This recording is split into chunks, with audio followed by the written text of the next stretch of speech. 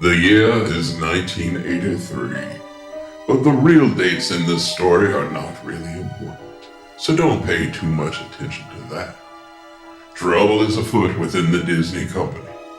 The beloved company has been spinning its wheels in the wake of the death of its creator, Walt Disney, and his brother Roy.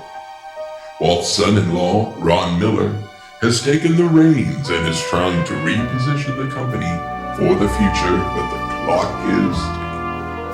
On his desk sit plans for a new premium cable channel as a launch pad for in-home Disney entertainment. Next to it sits a letter from Walt's nephew, Roy E. Disney, co-signed by Stanley Gold and Sid Bass. Next to that is a nameplate that says Ron Miller. Next to that are plans for a subsidiary that would allow the company to dive into the realm of the ever-growing PG and R-rated content. This subsidiary was to be called Touchstone Films.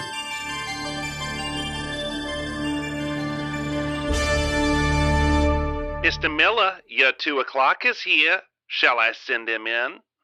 I just need a little more time, that's all. But it's also well organized. Just needs time. Shall I have Mr. Howard wait then? No. Sorry. I was thinking out loud. Yes, send him in. Oh, wow. Hey, Ron, thanks for meeting me. Wow, this is great. Ron and Ron, listen, I got this movie. It's right up your alley. It's got mermaids. It's got adventure. It's got this up-and-coming actor, Tom Hanks. He's great. I'm excited. Are you talking about bosom buddies, Tom Hanks? Yeah, that's the one. He falls in love with a mermaid in New York, of course, and the hilarity ensues. Is this like a family comedy type deal filmed on our backlot here? Maybe a sentient vehicle. I mean, those are kinds of films that got us in this mess in the first place, Ron. And I don't think I can. I just No. This is going to have an edge to it, some danger, and maybe show a real crack of the mermaid. I'm sorry, crack. Yeah, me ladies. How do you say French doors? I'm sorry, I'm just not following you. You know, the seat of a woman. Mermaids have that? Never mind. That does sound edgy. But this sounds like it will have at least a PG rating, assuming, we can slide showing crack past the censors. Oh, gosh. Let's see. This feels like this might be the perfect for Touchstone Pictures. This will be the one. Thank you, Ron Howard. You just saved the Disney Company. So yeah, does that mean we're making the movie? Yes! Unfortunately for Ron Miller, despite all the plans in the works, the time ran out, and soon enough a new regime would be installed, one that promised to turn the page and bring some youthful grit to change the culture at the Walt Disney Studios. Hello. Michael Eisner. Hello. Hey, Mr. Eisner, I got a box that says all my awards. Where do you want it? Michael Eisner. Hello. Yes, that's only the first one of many. Yes, I'm aware. There's a van full of boxes of Eisner Awards and Paramount swag downstairs. Great. Here's my Laverne and Shirley mug. Perfect. Grab me a box of fully sharpened number 2 pencils to put in that. I'll need them to throw at the ceiling for all my brainstorming. Sure, Mr. Eisner. Wait! Get all this Disney stuff out of here. The last guy left. What about these papers on the desk that say Disney Channel, Splash, on Tim Burton, and all the keys to your future success? And most of all, Touchstone, best wishes, Ron Miller. Throw it all out. No, wait. Keys to my future success. I would be a fool not to read this. Let me see this. There's programming ideas, made-for-television movies here. This is brilliant. Splash! I love it. That movie was truly boffo, so young, so creative, so distinctly New York.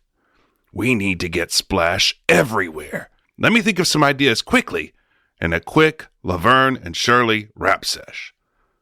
Splash, splash. We could do a water park and we call it Splash. We could build a log flume mountain and call it Splash Mountain. We could make more movies about mermaids with music. Splash!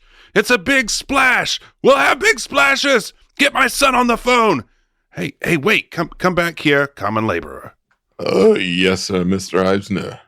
What was the other part of that paper? Oh, you mean that thoughtful best wishes card from Mr. Miller? No, don't be ridiculous. I mean the touch phone paper. You mean Touchstone? Yeah, whatever. Touchstone Films. A new studio to produce content that doesn't exactly fit under the Disney umbrella. We can show crack and not tarnish the Disney legacy, or my legacy for that matter. Touchstone has an interesting ring to it. Ring like the phone. Wait. This is stupid. Let's call it Hollywood Pictures. Yeah, Hollywood Pictures. Hollywood. That's where the movies are made.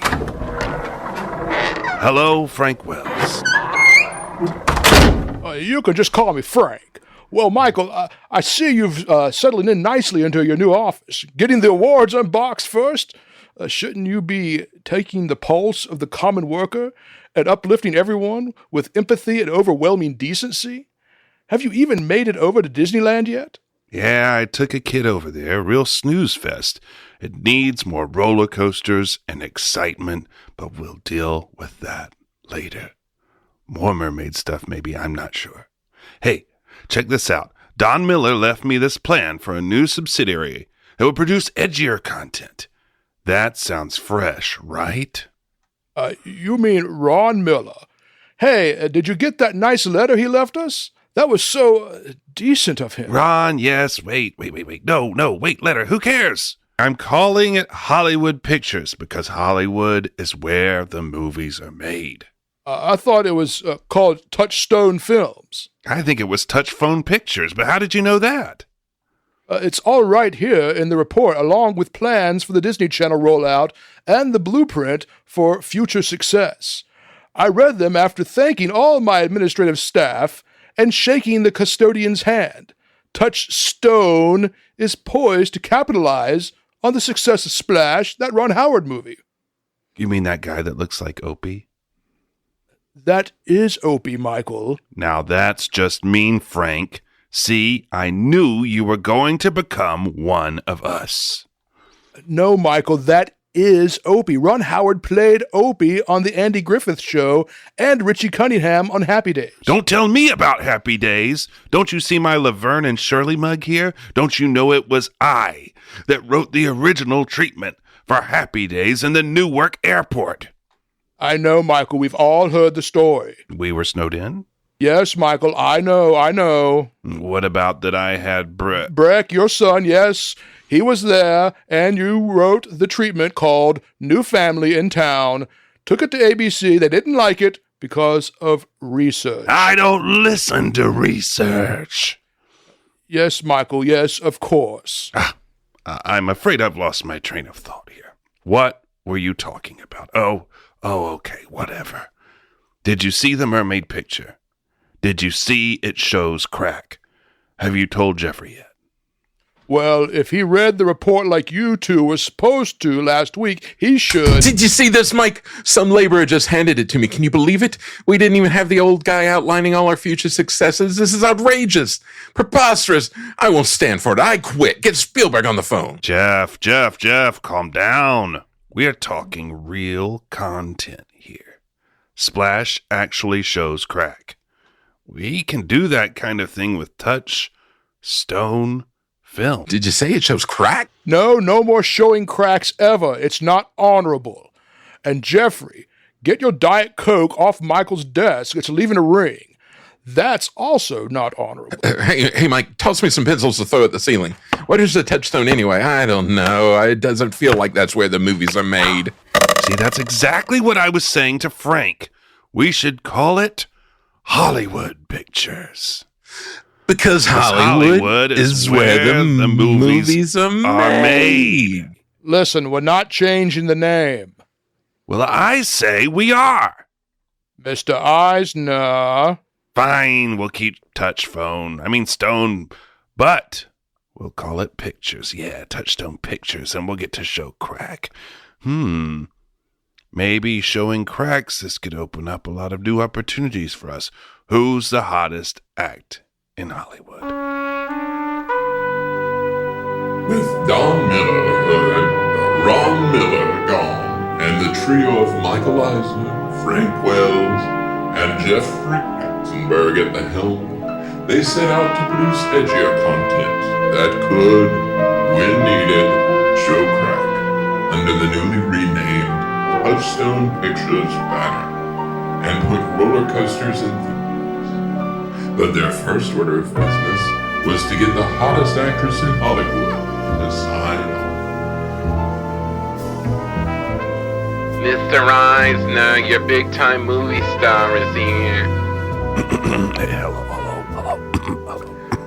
The most talented, in-demand, amazingly talented, ageless beauty is here to see you.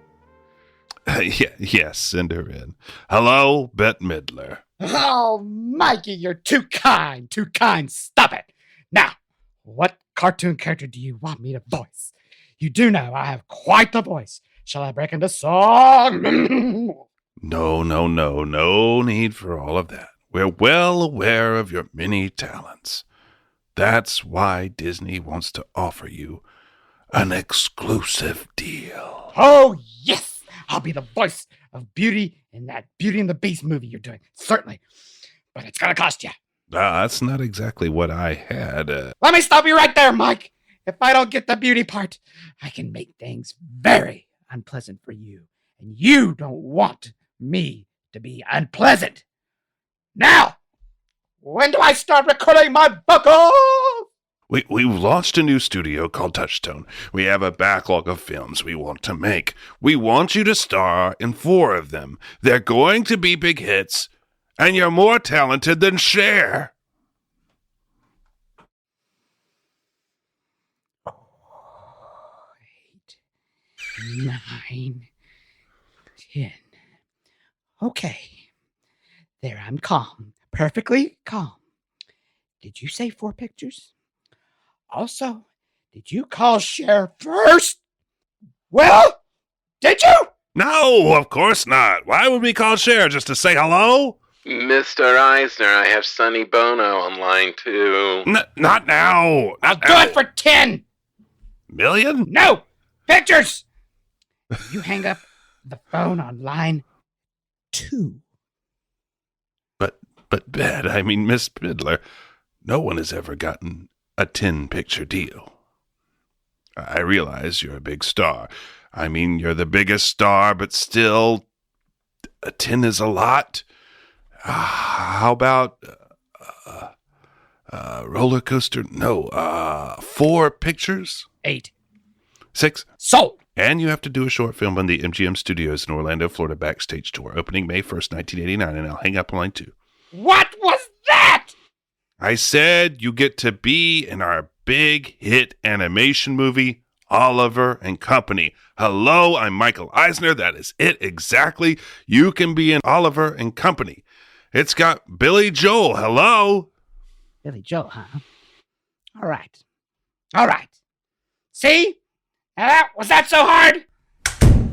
Get me Katzenberg on the phone. Mr. Katzenberg on line 1. Jeff, we got Bet. Oh, yeah? Hey, Dolores, grab me another Diet Coke. How many pictures did it take? 6. Well, I guess that's not so bad. There is a bit of a catch. We're going to put her in Oliver and Company. What? Listen, you don't get to tell me what to do. Where's Frank? That's this. I quit. Get Spielberg on the phone. Wait. Calm down. Drink your Diet Coke. Take your family to Disney World, please. Whatever you need to do, you can go get a vacation home in Malibu. We just have to give her a big part. Go to Aspen if you need to. Bury her in a small role. No one said she had to be a star in this thing. but we'll have to get her a show-stopping number most. Wait, what was that? Yeah, I said we'll probably have to show her the door most likely. Right. Okay. Testy little fellow, always wanting to talk to Spielberg when things don't go his way. What's all that about? I hear you have Bette Midler locked up for the 6-picture deal, and the MGM studios short the lottery, and all it cost us was a bit part in Oliver and Company. Nice work, Michael. I make great creative deals. Hey, wait, how do you know all of that? Never you mind that.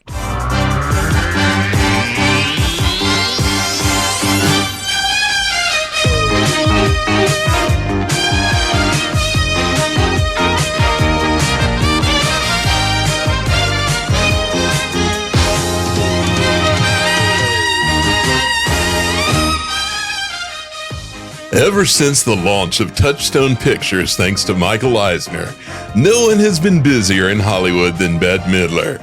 With smash hits Down and Out in Beverly Hills and Ruthless People in 1986, Outrageous Fortune in 1987, and now in the current year, 1988, the latest film to hit the box office sure does look good. It's called Big Business. Our own Mary Hart caught up with the divine Miss M on the red carpet earlier this week. Bette, it's been quite a run for you. You're halfway through a 6-movie deal. You have Beaches coming up later this year. You're working on a romantic comedy, Stella, not to mention your role in The Lottery, which will be part of the backstage tour at the new MGM Studios theme park opening May 1st, 1989. Oh yeah, and a bit part in Oliver and Company. Bit part? You think Georgetta is a bit part? Perfect isn't easy. That's the showstopper.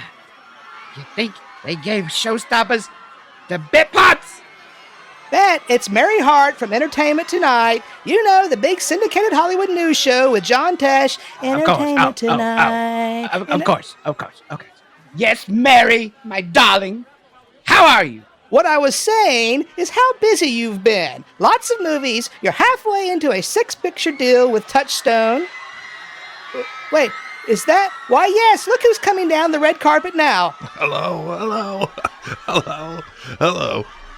That's Mary Hart from E.T. No.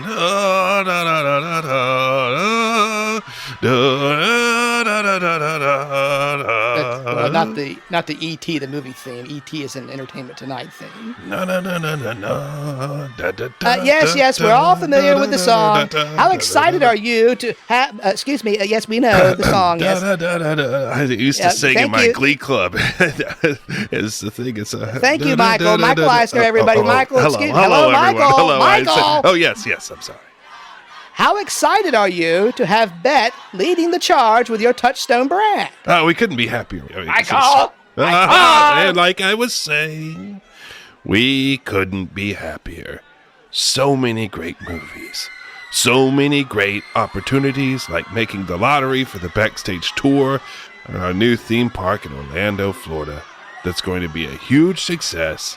MGM Studios, opening May 1st, 1989 at the Walt Disney World Resort in Orlando, Florida, featuring Catastrophe Canyon, and it will just be the start to what will be the launch of what I am going to call the Decade of Disney. We will have Westcott coming to the West Coast. We have expansions to the Epcot World Showcase with Switzerland, Brazil, Russia, Denmark, United Arab Emirates, and Spain. Who cares? Let's build all of them. A new exciting roller coaster called Mount Fuji is in the works. We're working on a big merger with the Muppets. Ever heard of them? I think so. That's a huge IP grab there. Going to make a ton of Muppet movies. Going to give them their own land at Disney MGM Studios. It's opening May 1st, 1989, featuring adult content.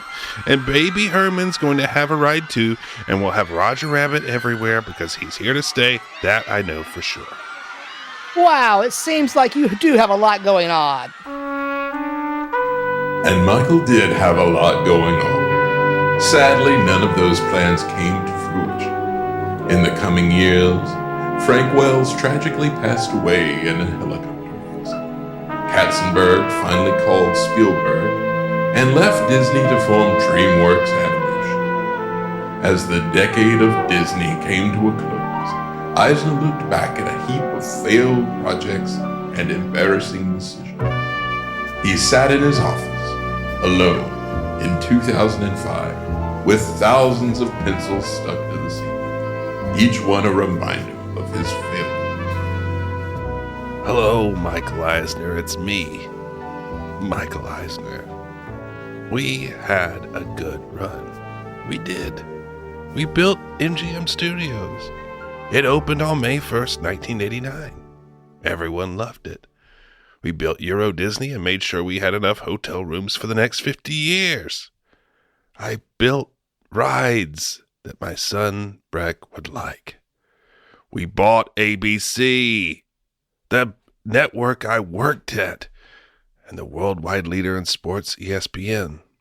Yeah, we passed on CSI and Survivor, but at least we got Who Wants to Be a Millionaire.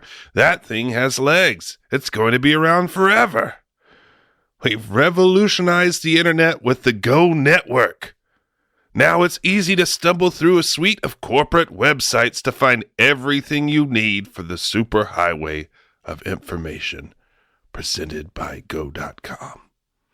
We have a wonderful new exciting movie called Chicken Little, which will all be computer animated. Ha! Finally, I'll get my revenge on all those pencil pushers and all my rivals at Pixar who think they're so great. But mostly, we stole all of Ron Miller's good ideas and made them our own. We had a good run. Sometimes it just helps to stand and look out my window and reflect. Ah, Burbank. Maybe this is it, though. Frank, where did it all go wrong? Help me, Frank. Well, I still have Touchstone Pictures, the bedrock of my legacy. Maybe this director I'm meeting today can turn it around. Be my Ron Howard. Frank, I need a Ron Howard. Mr. Eisner, your 3 o'clock is here. Send him in, please.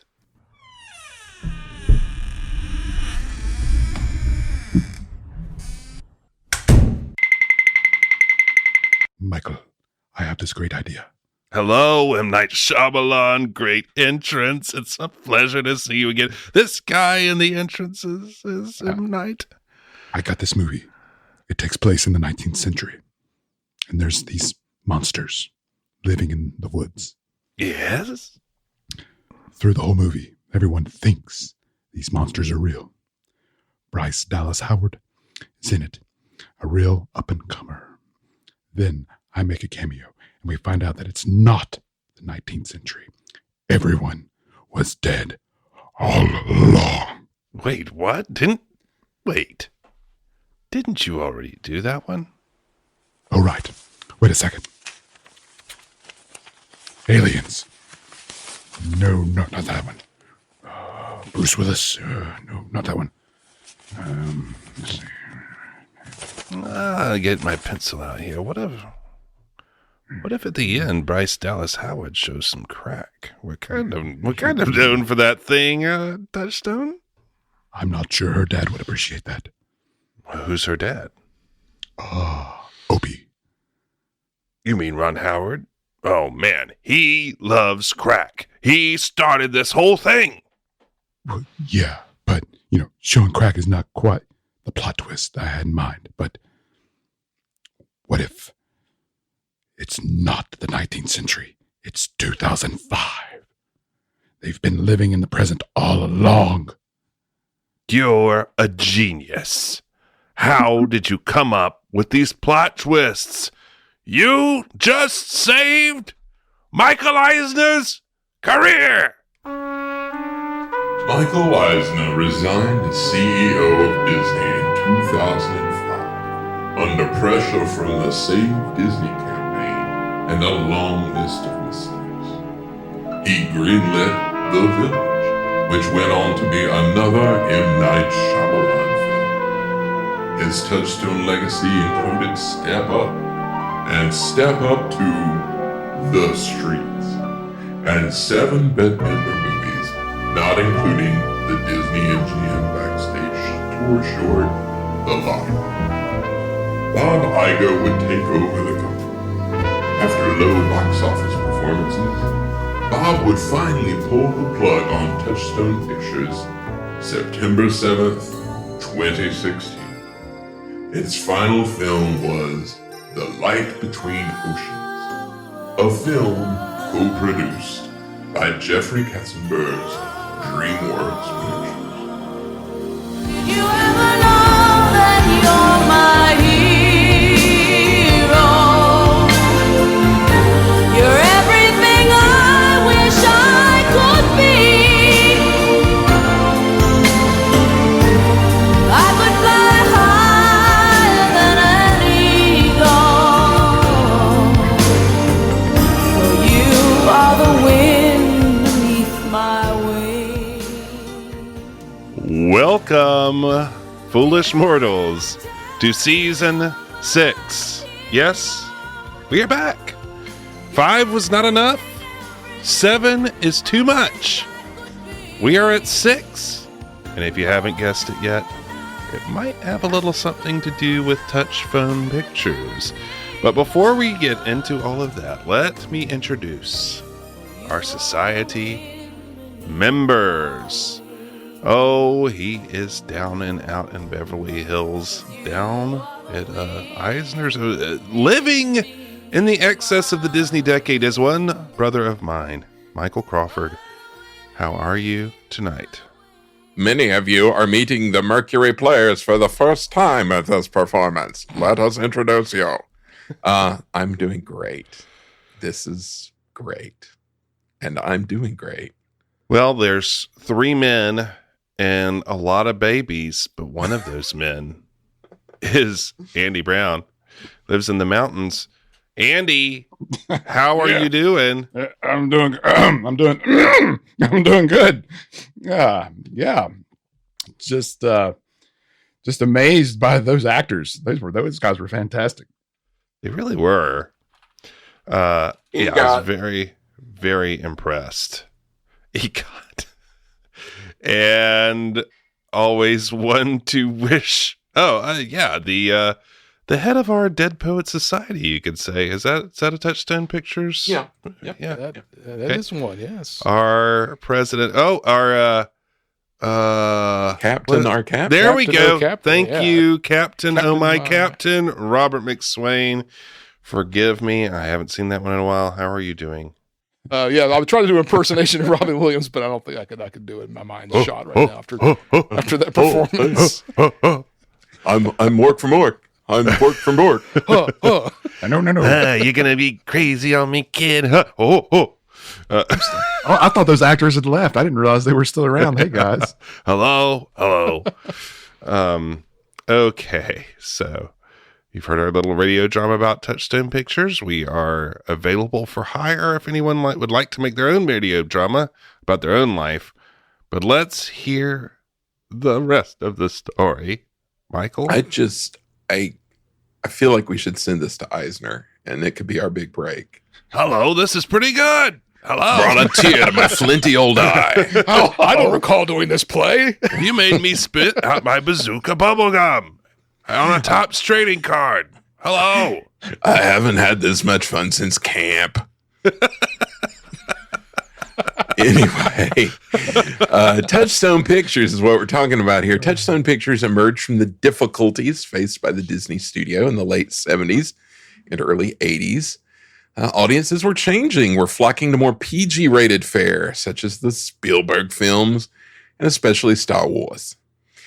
Disney wanted their own Star Wars, and so in 1979, they released their first PG-rated film, The Black Hole. The Black Hole, Mr. Land. Sad cause for the Black Hole. Maximilian, no. Well, The Black Hole, it was no Star Wars. Didn't turn out to be a Star Wars. But Disney's new president, Ron Miller, continued to push the studio to create more PG-rated films. And some of these were The Watcher in the Woods, Condor Man, starring Michael Crawford. Yes. Tron, which we know and love, and the criminally underrated Never Cry Wolf, which is a really good movie. And I I'll interject real quick. Condor Man has been highly requested. People want to see that one. It I is don't know like why. hard to get a hold of. It is not on It's the hard to D Plus. find, It is yeah. hard to find.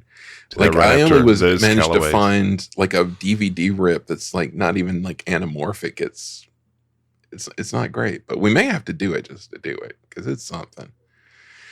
Anyway, Miller's aspirations to do something bigger and better to get the studio out of its rut didn't work. None of these films were great successes, and eventually the failure of ambitious but flawed films like Something Wicked This Way Comes, based on a Ray Bradbury piece, led to Miller's ouster from the company in 1984. But prior to that, Miller founded Touchstone Pictures, originally called Touchstone Films, to handle a wave of adult-oriented films the studio hoped to distribute to widen its portfolio.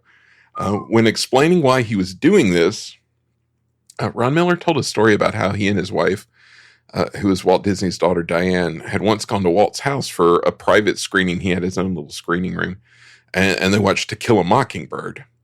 And Miller said that Walt had said, "Damn, I wish I could make a movie like that." But he couldn't. He was so confined by what had become the Disney brand that he couldn't make anything like, socially relevant or sort of more mature. So he always felt hamstrung by that. So in 1982, it was announced Disney was creating a new brand under which adult-oriented films would be released. Production Vice President Tom Wilhite said, "We won't get into horror or exploitative sex, but using a non-Disney name will allow us wider latitude in the maturity of the subject matter and the edge we can add to the humor." Gotta have that edge. Gotta have that edge. First film to be released under this new banner was supposed to be a movie called Trench Coat, which came out in 1983, a kind of spy comedy.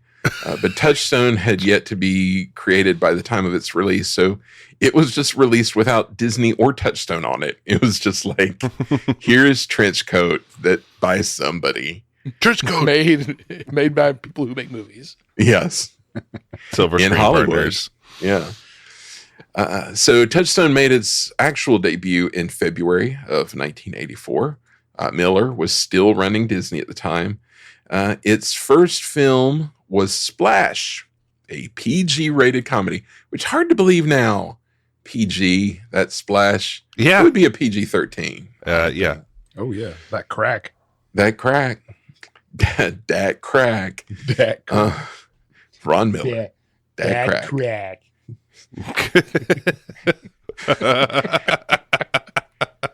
Oh, Ron Miller's hunch was validated though, because this was an enormous success, but it was just bad timing. It was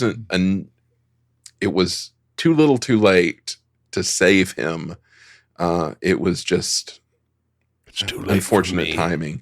And he was removed from the company in the revolt, which brought in Michael Eisner, and Frank Wells.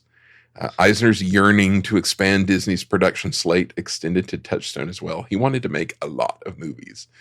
So he soon embarked on a series of low to mid-budget comedies starring affordable actors and talent. Buy low, sell high was his scheme, and getting dentists to pay for the movies. While With, you're like, cleaning my silver screen teeth, partners. let me ask if you will fund 3 Men and a Baby. Certainly. That's good. Oh, Do you like- oh, One question. Do you like Kirk Douglas? hello. I said spit, Mr. Spit. Hello.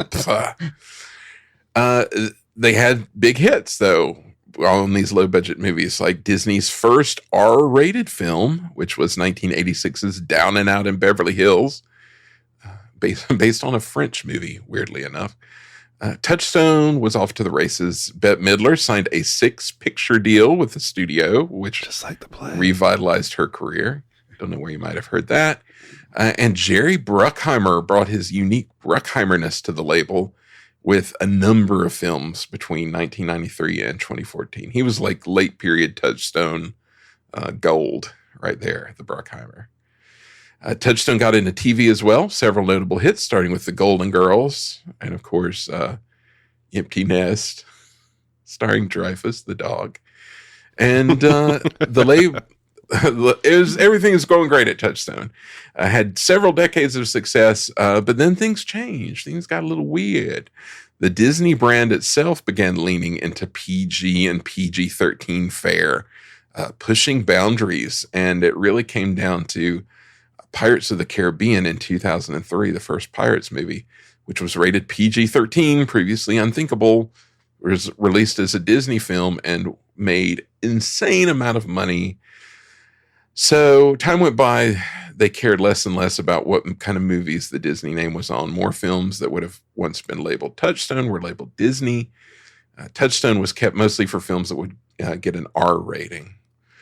And in the late 2000s, Disney went through this phase. They were reducing their number of brand names in favor of consolidating everything under the Disney mega brand. You may remember this. And everything became either Disney or ABC. Like they got rid of the Buena Vista name. It became just Disney.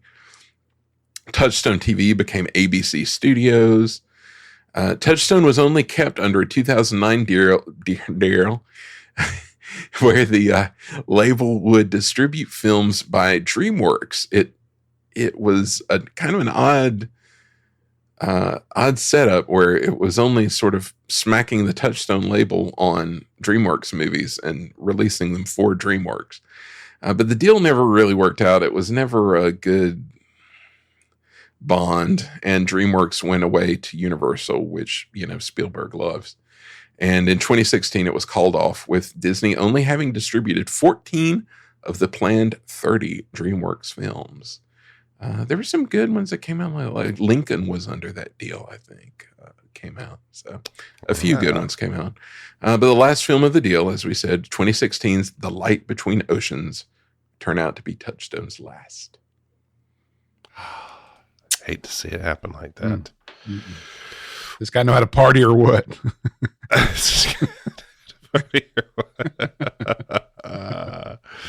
Oh, Touchstone Films, Touchstone Pictures. Who doesn't know that iconic theme for both the pictures and the television brand? That's Boy Meets World was a Touchstone TV, wasn't it? Yeah, I think you're right. I think you're right. A lot of big TV projects were Touchstone TV.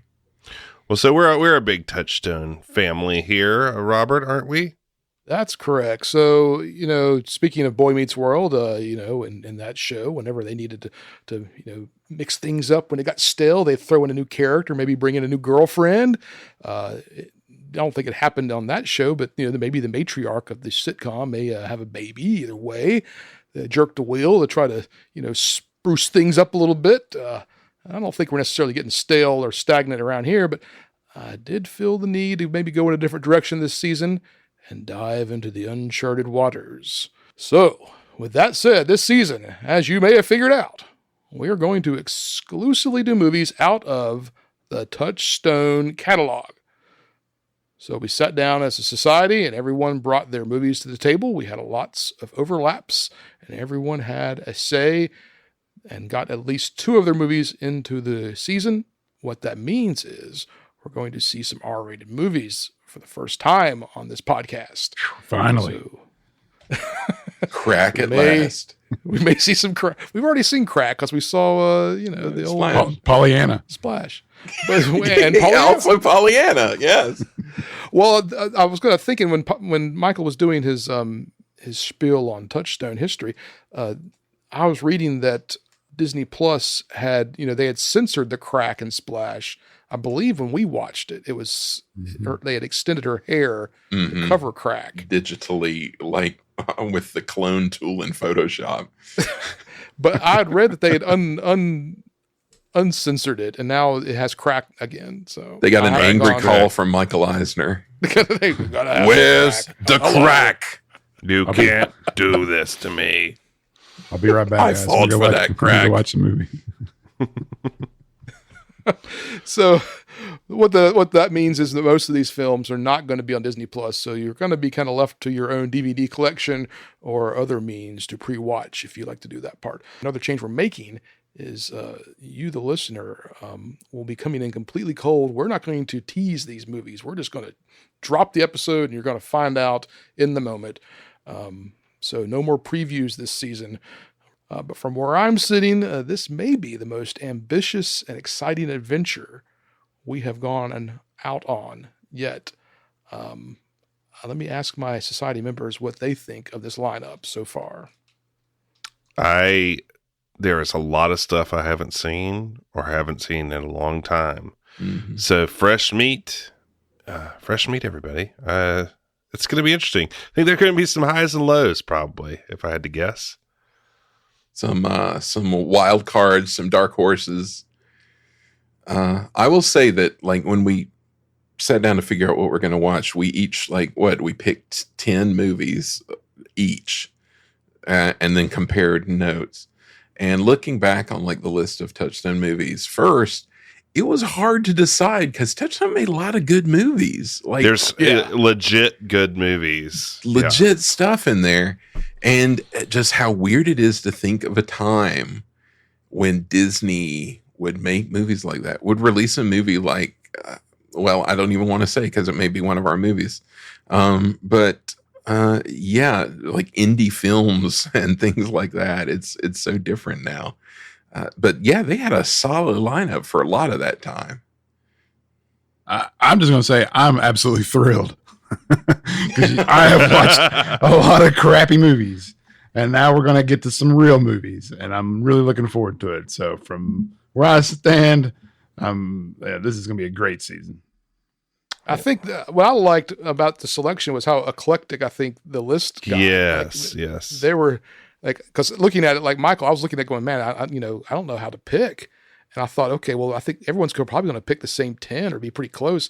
But we got some curveballs thrown in there from some of our society members that really shocked me and then made the cut. So, and those are, I've never seen a lot of these curveballs that are coming. So I'm excited about those. Yeah, I haven't looked at it in a while, so I'm kind of going in surprised again. I remember a few touchstones, if you will, of the season. So going to be some good stuff. Some stuff you would expect, some stuff you might not. Well, we've seen a big influx in movie suggestions since the season wrapped in June. But we are compiling them now, and while almost none of them will be in season 6, that does not mean they won't make season 7. So please keep them coming. We'd love to hear from you at info@medfieldfilm.com or at Medfield Film on the social media platforms. In a world where creativity knows no bounds, one man stands at the forefront of graphic design excellence. Todd Naperick of Bind and Graphics. I'm ready.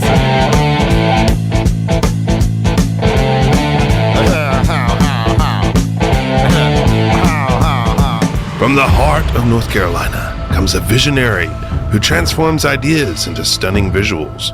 Whether it's logos, websites, or digital art, Todd Naperick brings your imagination to life.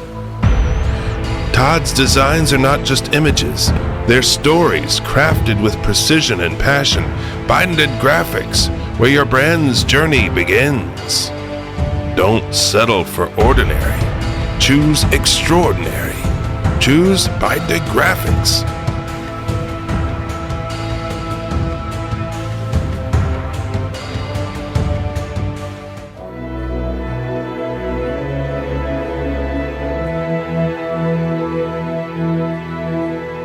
Call 1-800-BYD-AND or visit BindandGraphics.com. Bind and Graphics. Todd's gonna make you look good. So from all of us at the Medfield College Film Society, we'll see you for our first of many Touchstone Pictures in season 7.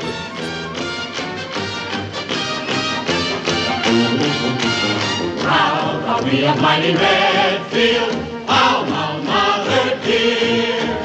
All your sons and daughters hail to thee, Medfield College of Technology. And while we hold your banner high, rock, rock, we shout your praises to the sky, rock, rock. For proud are we of mighty Medfield.